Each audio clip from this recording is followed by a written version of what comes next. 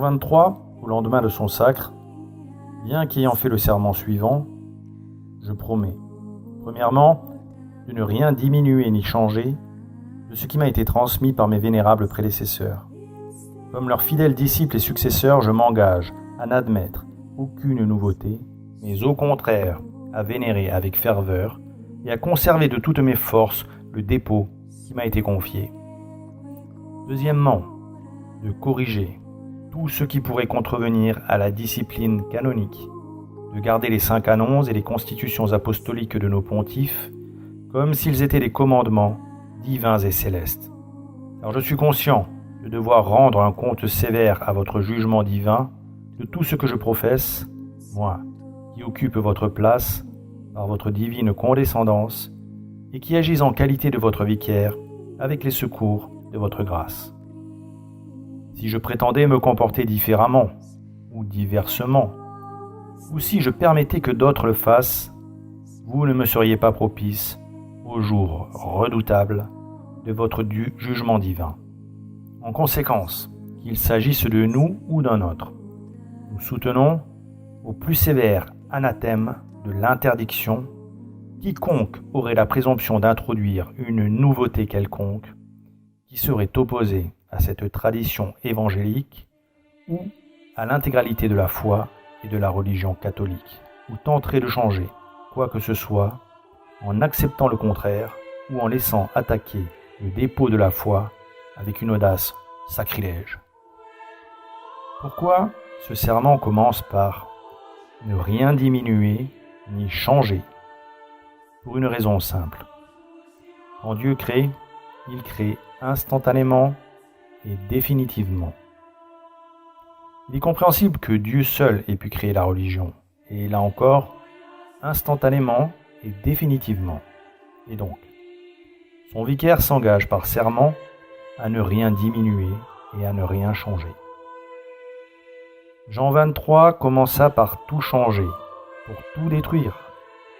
Pour une destruction encore plus totale, il fit partager ses idées par tous les évêques réunis par lui en concile, l'effrayant concile Vatican II. Les 2500 évêques, tous docteurs en théologie ou en philosophie, tous de bonne doctrine, celle enseignée depuis toujours, acceptèrent la révolution imposée par une toute petite minorité. Le concile alla contre la vérité connue. Entre parenthèses, appelez bien ce qui est mal, mal ce qui est bien, vrai ce qui est faux, faux ce qui est vrai, juste ce qui est injuste, injuste ce qui est juste, beau ce qui est laid, et laid ce qui est beau. La religion du Dieu qui s'est fait homme a rencontré la religion de l'homme qui s'est fait Dieu. Nous, plus que quiconque, nous avons le culte de l'homme. C'est ainsi que Paul VI, le 8 décembre 1965, dans le sermon de clôture du Concile, en a résumé les travaux. On ne s'occupe plus des volontés de Dieu, on ne connaît plus, on n'étudie plus, on ne songe qu'aux volontés des hommes. En acceptant l'œcuménisme, ont-ils compris qu'ils blasphémaient le premier commandement? Jean Guiton, observateur attentif du concile, dit à sa secrétaire, mademoiselle Michel Reboul, que dès le premier jour du concile, l'Église aurait dû changer de nom, ne plus s'appeler catholique mais écuménique. Pire, ils acceptèrent tous les changements des rituels sacramentaux. Pourquoi les changer? Personne ne le demandait. Les rituels éternels étaient sûrement valides. Il n'y a qu'une explication.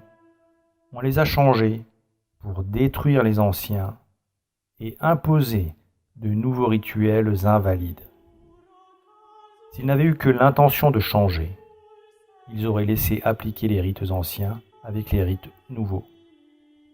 Cette nouvelle religion n'est rien d'autre, bien chers fidèles, qu'une gnose. Je pense que c'est le mot qui la caractérise parfaitement, puisque c'est une religion sans péché, sans justice sans miséricorde, sans pénitence, sans conversion, sans vertu, sans sacrifice, sans effort, mais simplement une autoconscientisation. C'est une religion purement intellectuelle, c'est une pure gnose. Rejetons avec horreur, bien chers fidèles, bien chers ordinants, cette religion naturaliste, intellectualiste, qui n'a rien à voir avec la religion catholique, et soyons au contraire bien fermement, toujours plus fermement persuadés de la raison de notre combat, de la raison de notre sacerdoce. Sermon des ordinations par Monseigneur Tissier de Malray, Éconne, 27 juin 2002. En obligeant violemment les rites nouveaux, en pourchassant et persécutant ceux qui tenaient ferme aux rites anciens, ils prouvèrent qu'ils n'avaient qu'une intention, changer pour détruire. La sanction de Dieu fut terrible. Une nouvelle religion, de nouveaux catéchismes, de nouveaux dogmes, un nouveau droit canon, un nouveau calendrier, une nouvelle mariologie, etc. D'où effondrement de la foi, extinction des vocations, abandon par les fidèles de toute pratique. Les 40 000 confessionnaux abandonnés, des dizaines de milliers de prêtres et religieux défroqués. Monseigneur Gaume, dans un ouvrage remarquable, La religion dans le temps et dans l'éternité, au chapitre 13 écrit « L'admirable économie du christianisme, que nous venons d'esquisser, fut l'objet particulier des entretiens du Sauveur avec ses apôtres pendant les 40 jours qui s'écoulèrent entre sa résurrection et son ascension.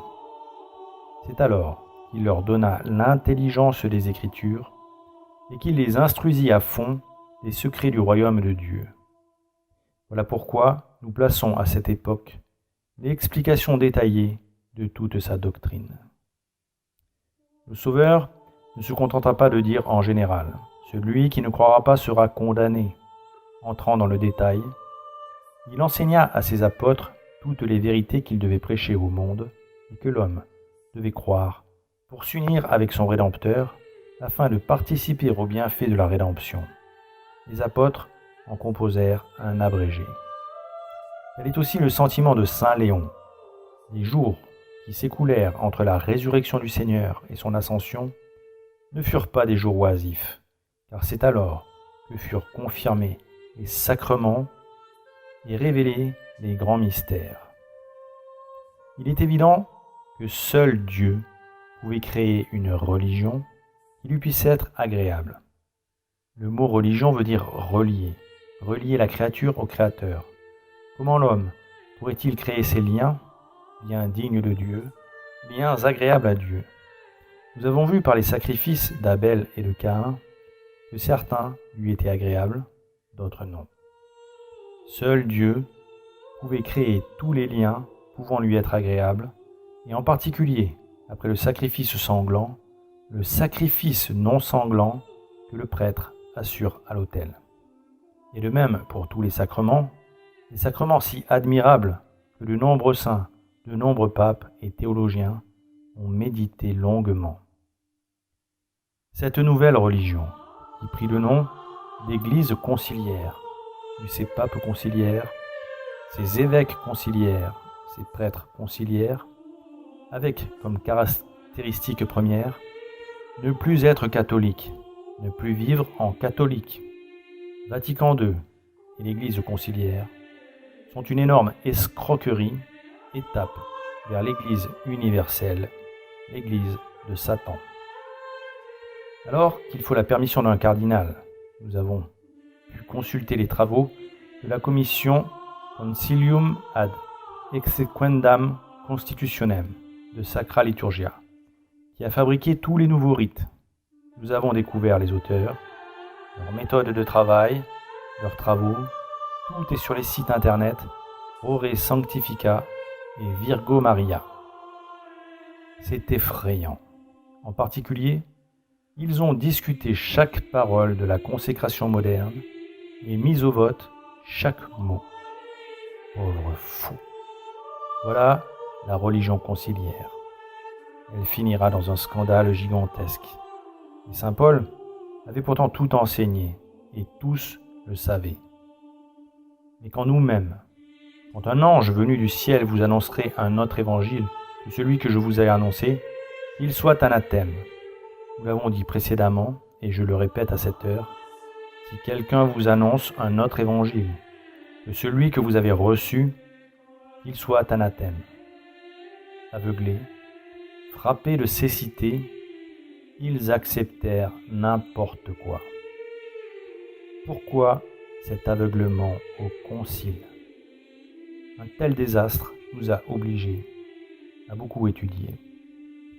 Tiré de la Passion de notre Seigneur Jésus-Christ à la Passion de l'Église, de Louis Hubert Rémy en 2018.